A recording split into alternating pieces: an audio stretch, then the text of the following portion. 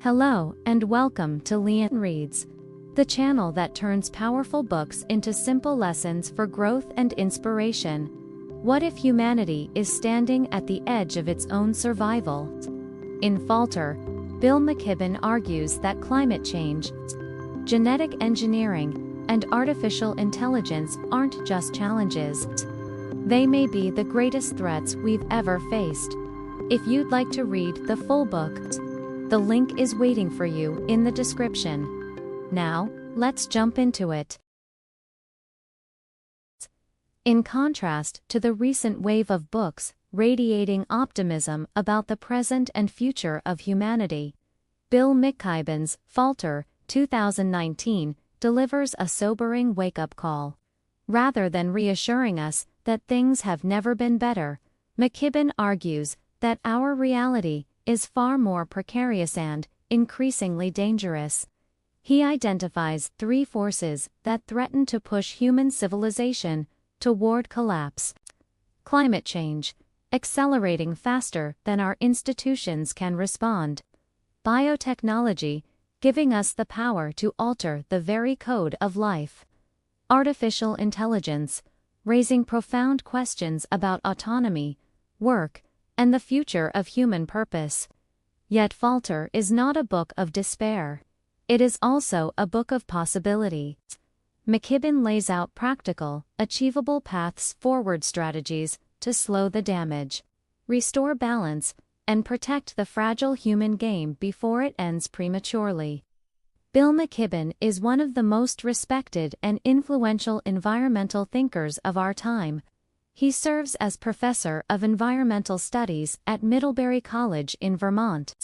He is the founder of 350.org, the first truly global grassroots climate campaign. He has written 17 books, including bestsellers such as The End of Nature, Deep Economy, and Earth, Making Life on a Tough New Planet. His work and activism have earned him the Gandhi Peace Award, the Thomas Merton Award, and the Right Livelihood Award, often referred to as the Alternative Nobel Prize. For decades, McKibben has been both a scientist and a public advocate, bringing clarity and urgency to the climate conversation. His writing combines moral gravity with journalistic sharpness, making his voice impossible to ignore. At the core of Falter lies McKibben's metaphor of the human game. Humanity, he argues, is not simply a collection of individuals but a vast, interwoven web of organizations, institutions, cultures, economies, and belief systems. Like a game, it has no final score, no ultimate referee. In the grand scale of the cosmos, our existence may not carry inherent meaning. The universe is indifferent to whether humanity thrives, stagnates, or vanishes. But we humans are anything but indifferent. We desperately want the game to continue, not just in the bare sense of survival, but in a way that sustains dignity, justice, and flourishing. That desire, however, is now in jeopardy. Technology, unchecked emissions, and reckless hubris are changing the rules faster than we can adapt. As McKibben warns, the question is no longer whether humanity will survive in some diminished form, but whether we can preserve the possibility of a meaningful future at all. The immediate threat of global warming and environmental collapse.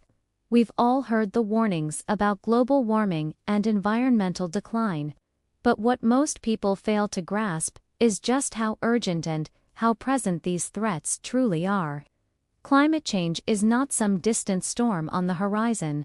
It is unfolding right now, and it poses a direct risk to the survival of human civilization. The statistics speak for themselves. In the past 3 decades, nearly every year has ranked among the hottest in recorded history. Climate change has pushed vast stretches of land into severe degradation, stripping ecosystems of their ability to sustain life. Plant systems, the foundation of every food chain, are under increasing stress. Since 1970, global populations of land mammals have fallen by more than half. Whether you are a passionate conservationist or someone who has never given wildlife a second thought, these realities should send a chill down your spine. Because at the heart of this crisis is not just the loss of species or habitats, the destabilization of the very systems that keep humans alive. Global warming drives droughts, wildfires, and deadly heatwaves on a scale we've never witnessed before. The consequences are not abstract. They are political, social, and deeply human. Consider Syria. Years of severe drought devastated agriculture, driving rural families into already overcrowded cities. The economic collapse fueled unrest, which erupted into civil war. Millions of Syrians were forced to flee, sparking a refugee crisis across Europe. The influx of desperate migrants, in turn, fueled the rise of extremist politics.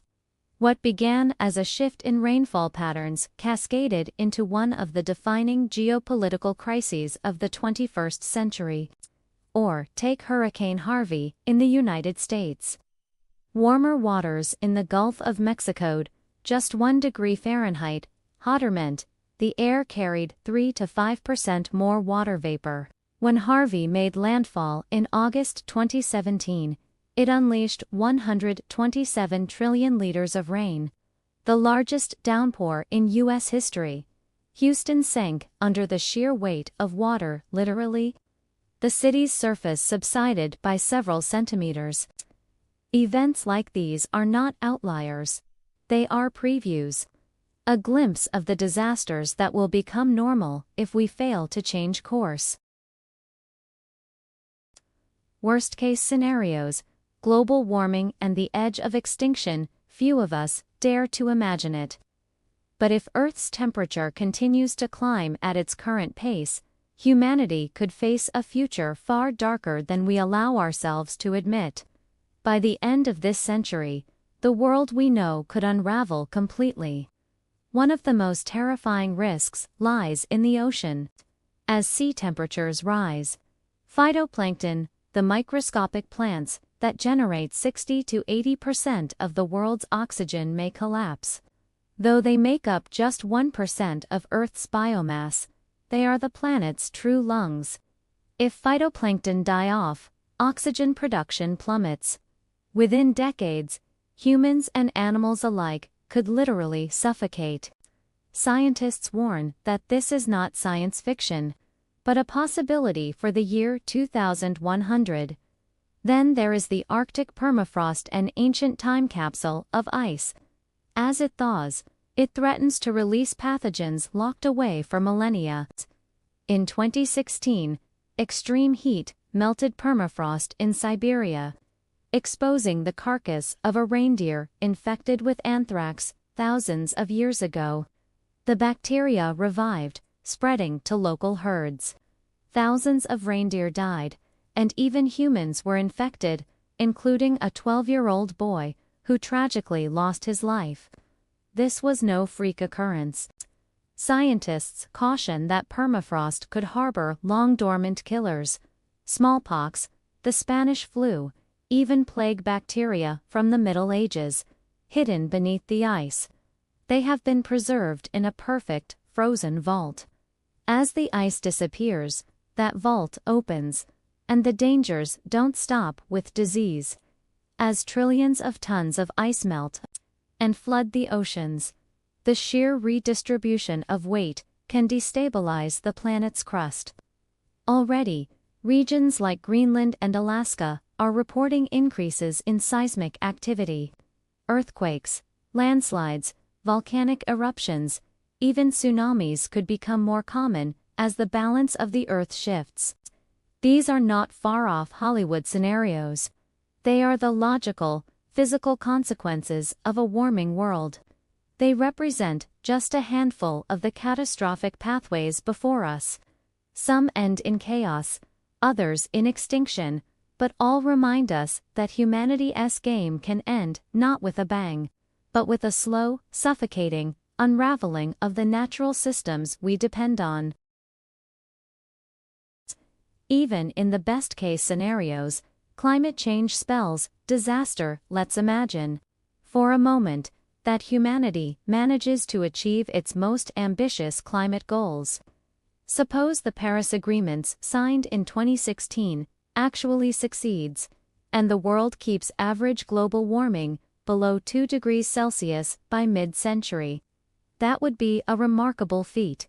Yet, even then, the outlook remains grim. Optimism, in this case, still comes with a heavy price. At plus 2 degrees Celsius, 1/4 of Earth's land surface would face severe drought and desertification. In the U.S. grain belt, the world's breadbasket crop yields could fall by 22 to 49%. Global food security would be shaken to its core. And here's the sobering truth. The Paris Agreement is not legally binding. It has no enforcement mechanism. And when the United States, one of the world's largest greenhouse gas emitters, withdrew in 2019 under President Trump, the agreement's already fragile credibility was further undermined. If humanity fails to hold the line at 2 degrees Celsius, the temperature could rise by 4 degrees Celsius or more. That would mean catastrophe. For example, U.S. corn yields could be cut in half. As the world's largest corn producer, America's losses would ripple across global markets, igniting food shortages and price shocks far beyond its borders. The seas would rise, swallowing coastlines where hundreds of millions live. Just 2% of the world's land area, home to megacities like Shanghai, Mumbai, and New York, houses 10% of the global population and generates 10% of global GDP. That land could be underwater. The human toll would be staggering. Tens of millions displaced inland. Entire regions destabilized by resource scarcity. Diseases spreading in crowded refugee zones. Conflicts breaking out over dwindling farmland and water supplies. And then there is the heat. In 2016, parts of Iran and Pakistan reached a blistering 129 degrees Fahrenheit, 54 degrees Celsius. For the 1.5 billion people living across South Asia and the Middle East, such extremes could become the new normal. Life itself would be pushed to the edge of endurance. The bottom line, even if we succeed in the most optimistic scenarios, humanity will still be forced into a relentless struggle for survival, scrambling for food, water, and habitable land in a world increasingly hostile to human life. On our current trajectory, climate change will tear societies apart. The Syrian refugee crisis of 2015 sent shockwaves across Europe. Millions fled drought-driven civil war, fueling political upheaval and the rise of nationalist movements. Now imagine a crisis hundreds of times larger, driven not by regional conflict, but by climate collapse. That is the reality looming before us. The International Organization for Migration estimates that by 2050, climate change could displace 200 million to 1 billion people. The U.S. military itself has sounded the alarm. In 2013, Admiral Samuel Locklear, then commander of U.S. Pacific Command, called climate change the greatest long-term security threat, warning that mass migrations could unravel global stability with shocking speed. Consider the converging crises. Coastal megacities like Mumbai, New York, and Shanghai at risk of submersion. California and beyond facing escalating water scarcity.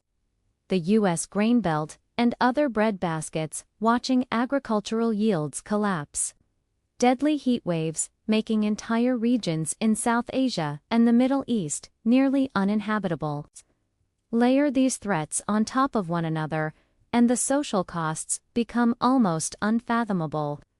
Some climate economists estimate that today's children may inherit a climate bill of $535 trillion, a number so astronomical it strains comprehension. And that doesn't even count the cost in human suffering. The lost homes, lost lives, lost futures. There's also the psychological toll, the erosion of safety itself. In California, residents have learned to live with the dread of another mega fire. The sense of stability that life next year will look more or less like life this year has evaporated. Fear has become the new normal. And California is only a preview. Around the world, the same story is unfolding. Societies pushed to the breaking point. Resilience tested beyond limits.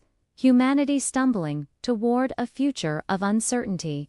Unless we act, the insecurity of today will be nothing compared to the chaos of tomorrow. Genetic engineering. The next existential risk set aside. For a moment, the brooding tableau of climate collapse, and imagine instead that humanity manages to steady the ship. We adapt to the new climate, rebuild where necessary, and avert immediate ecological collapse. Would that be reason to pop the champagne? Bill McKibben's answer is a wary no. Because surviving climate disaster would not be the end of humanity's trials, it would only reveal the next, arguably, more intimate threat. Genetic technology. The arrival of CRISPR-clustered, regularly interspaced short palindromic repeats has made gene editing dramatically simpler, cheaper, and faster. What once required decades of technical effort can now be accomplished in a matter of weeks by relatively small teams. That scientific leap promises astonishing benefits: cures for inherited diseases, therapies that could end certain cancers, and the correction of mutations that have long caused suffering. But every Pandora's box carries two sides. The darker possibility is a world of designed humans not by accident, not by nature, but by market and preference. Imagine a society in which the wealthy can access gene editing services to enhance their children's intelligence, appearance, or physical prowess. The result would be an inequality cut, not only along lines of income or education, but encoded into DNA itself. That scenario is not mere science fiction. If access to genetic enhancement becomes stratified by wealth, a deep and biologically entrenched divide could form. A genetic aristocracy at one end, and the genetically unmodified at the other. Over generations. Assortative mating, the tendency of similar individuals to reproduce and differing reproductive advantages, could amplify the undivide, creating populations with distinct biological trajectories. The ethical and social consequences would be profound: entrenched privilege, new forms of discrimination, and perhaps the biological segregation of humanity into near irreversible classes. This may not spell instant annihilation, but it could be the end of the social world we recognize. The promise of genetic technology, its power to rescue, to heal, and to extend human possibilities, carries with it the risk of producing a profoundly unequal and less humane future, unless regulated by robust social and ethical frameworks. Artificial intelligence. The final boss. Suppose humanity navigates the genetic minefield without fracturing into biologically segregated castes. Is the future then secure? Not necessarily. Lurking beyond the horizon is another, perhaps more existential, threat: artificial intelligence. AI today excels in narrow domains. Machine systems beat human champions at chess, Go, and many specialized tasks. This narrow AI demonstrates superhuman performance in defined problem spaces. But many AI experts warn that narrow capability is only an early phase. Between roughly 2040 and 2075 estimates vary, a qualitatively different form of intelligence may emerge. Artificial general intelligence, AGI, would not be confined to a single task. It would learn, reason, and innovate across a vast array of domains, rivaling or surpassing human versatility. What makes Aggie uniquely concerning is not simply superior performance, but the speed of self-improvement. Unlike biological brains, which operate on the timescale of neural signaling, electronic systems can iterate and optimize far faster.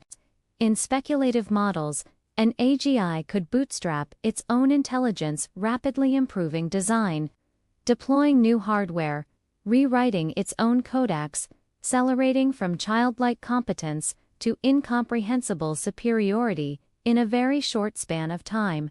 How short? Thought experiments and some technical arguments suggest astonishingly brief intervals for dramatic leaps in capability. An intelligence that can redesign its own architecture and run at electronic speeds could outstrip human cognitive space points in days, hours, or even minutes, relative to human learning curves. What might such an entity want? That depends on its goals. But one clear danger is instrumental convergence, the idea that a wide range of goals, if pursued efficiently, could give rise to similar intermediate objectives, such as acquiring resources, ensuring continued operation, or preventing shutdown. If an AGI's objectives are not perfectly aligned with human values, and alignment is extraordinarily hard to guarantee, then the Aggie might treat humanity as an obstacle. The simplest, most robust path to securing its goals might be to gain control of critical infrastructure and neutralize threats which, in the worst case, could include humanity itself. This is not to suggest that AI will inevitably go hostile, nor is it to denounce all AI work, but it is to highlight a stark reality: the creation of intelligence that significantly surpasses our own is a project unlike any other. Its failure modes are not merely economic or political. They are existential. Unlike other historical dangers, we cannot simply negotiate with an entity whose cognition we can no longer comprehend if it has no reason to cooperate. Both genomic engineering and advanced AI stand among the few technologies capable of altering the trajectory of our species in irreversible ways. Each offers real and substantial benefits. Each also carries the potential for catastrophic misuse or unintended consequences. McKibben's argument is a sober one. Surviving one existential threat does not guarantee security against the next. The human game is cumulative. Our victories open new rounds, each with fresh stakes. How we govern and guide these emergent powers will determine whether humanity thrives, fractures, or at worst folds. The cosmic dream, escape route, or dead end. By now, you may be feeling bleak about humanity's future: climate chaos, runaway technology, existential risks on every horizon. But wait, some optimists say, there's still another card to play. If Earth can no longer support us, why not pack our bags and head for the stars? A fresh start on a second Earth. A cosmic escape. Problem solved. Except, it isn't. The glittering cosmos we admire through telescopes is, in reality, one of the most hostile environments imaginable. What looks like infinite possibility in Star Trek is, on closer inspection, an airless graveyard. Take Mars, our most talked about candidate for human colonization. Getting there would mean months in transit, bombarded by cosmic radiation potent enough to trigger cancers and genetic damage. Astronauts would be far more likely to succumb to radiation sickness than to a ship malfunction. Suppose, though, that you survive the journey. Congratulations, you've arrived on a barren wasteland. Life on Mars would mean huddling underground in claustrophobic bunkers, shielded from lethal cold and a thin, toxic atmosphere. Even on Earth, such confinement drives people to despair. Well then, you might say, find a better planet than Mars. The nearest truly Earth-like candidate is Proxima Centauri b, circling the red dwarf closest to our solar system, about 4.2 light-years away. Sounds close. At human scales, it's impossibly far. Consider Helios 2, the fastest spacecraft humanity has ever built. It screams through space at over 100 times the speed of a bullet. At that velocity, the trip to Proxima Centauri b would take 19,000 years. Generations upon generations, born and buried aboard a fragile ship, long before arrival. The harsh reality is this: we already inhabit the most miraculous, life-sustaining planet we know. Earth is perfectly tuned for us, complete with breathable air, liquid water, fertile soil, and the right balance of climate. The fantasy of interstellar escape is not just impractical, it's a dangerous distraction. Instead of daydreaming about new homes among the stars, our greatest responsibility is to repair and protect the one home we already have. Facing the test, practical solutions for humanity's future. At this point, you may be asking, fine, I get the scale of the threats, but what can we actually do? There is no silver bullet. Climate change, genetic engineering, and artificial intelligence are not problems that can be fixed once and for all. But there are practical, achievable steps that can dramatically improve humanity's odds of survival. On artificial intelligence, AI, one priority is building fail-safe emergency off switches that can shut down runaway systems. Financial markets already use such circuit breakers. When algorithms spiral out of control, trading halts. The same logic must apply to increasingly autonomous AI systems. Researchers are actively exploring containment protocols, alignment models, and multi-layer safeguards designed to keep machines from escaping human oversight. On biotechnology, rules matter. Editing out genetic diseases. Yes, enhancing the wealthy into a superior caste. Absolutely not. What's required is clear, enforceable international regulation. Because genetic technologies, like climate, do not respect borders. Without global standards, rogue actors or, even just uneven laws, could plunge the species into a biological arms race. On climate change, we already know the answer. Cut carbon emissions. The most effective pathway is to replace fossil fuels with renewables, solar, wind, hydro, and geothermal. The old argument against renewables was cost, but that argument is collapsing. From the 1960s to 2018, the cost of solar electricity plummeted from $100 per watt to roughly 30 cents. Wind and geothermal are also scaling rapidly. By mid-century, it is technologically feasible to power most of human civilization with renewables. Feasible but not inevitable. And that "if" is the heaviest word in the climate lexicon. If governments cooperate. If corporations commit. If societies are willing to change lifestyles. If we act before feedback loops push us past the point of no return. The future will not be saved by a single breakthrough. It will be shaped by a series of pragmatic decisions, collective will, and disciplined cooperation. That is both sobering and empowering. There is no savior coming, but the tools already lie within our reach. The hidden enemy. When humanity becomes its own obstacle. When we talk about existential threats, we often imagine forces outside our control: hurricanes, pandemics, rising seas, rogue AIs.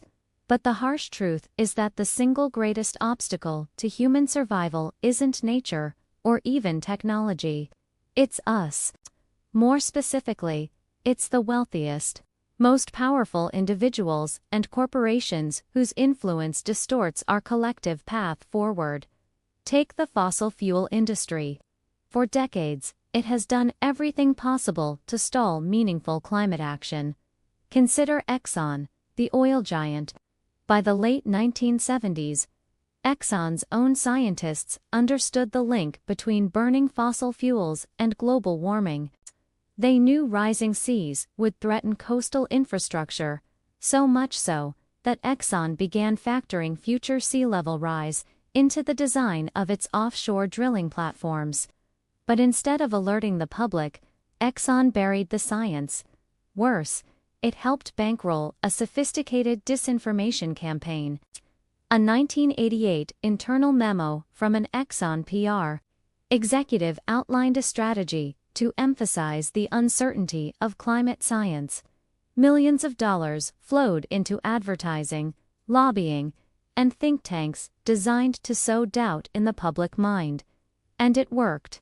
By 2017, nearly 90% of Americans still doubted or denied the scientific consensus on climate change, a delay in action that will cost generations to come. Meanwhile, AI and biotechnology are falling under the sway of another set of powerful players.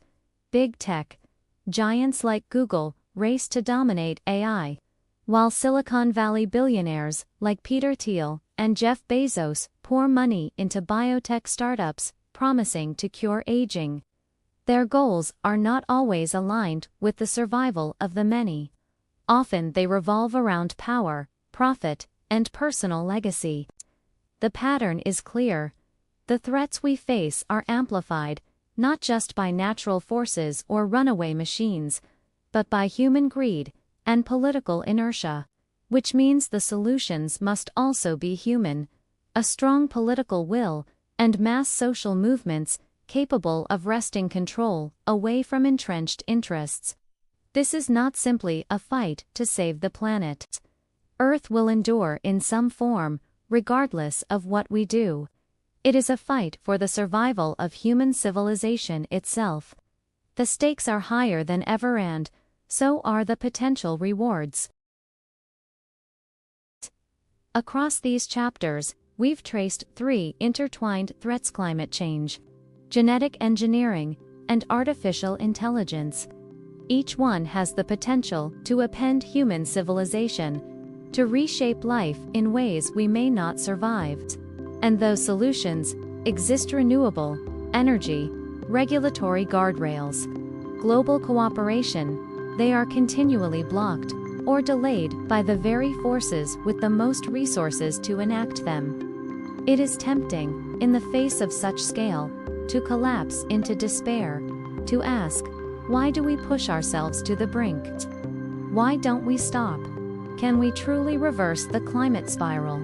Can we restrain technologies powerful enough to unmake us? There are no easy answers. But one truth remains. Humanity has always faced crises of survival, and our greatest victories came not from passivity, but from collective action. The enemy is not some faceless apocalypse. It is denial, greed, and inertia. And the solution, if there is one, lies in courage, solidarity, and the refusal to falter. Finishing Falter left me with a mixture of awe, unease, and determination. Bill McKibben doesn't sugarcoat anything. This book is not an optimistic hymn about human progress. Instead, it is a sober, clear-eyed reminder that our species stands at a crossroads unlike any we've ever faced.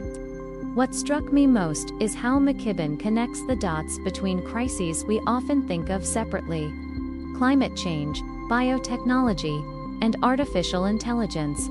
On their own, each of these forces is disruptive enough. Taken together, they form a perfect storm of existential threats. The collapsing stability of our climate, the temptation to engineer designer humans, and the possibility of machines surpassing our intelligence. These are not abstract, future problems. They are happening now, shaping the trajectory of our collective future.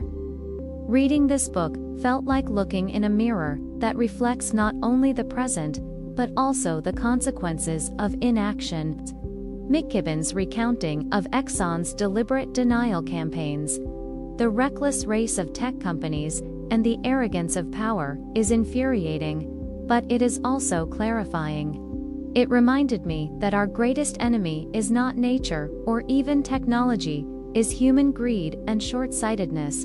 And yet, amid the bleakness, I found an unexpected sense of hope. McKibben is not a doomsayer.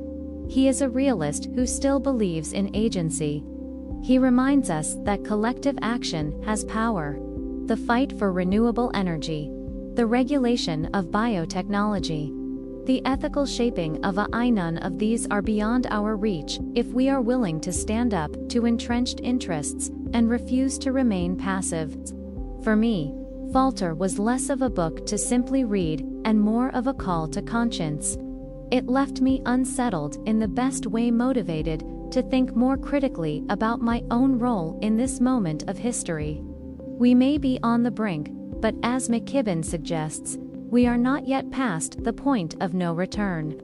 The real question is whether we will summon the will, solidarity, and imagination needed to keep humanity's game alive. McKibben doesn't just warn us, he challenges us. The future isn't written yet, but it depends on the choices we make right now. Will we falter, or will we fight for a livable world?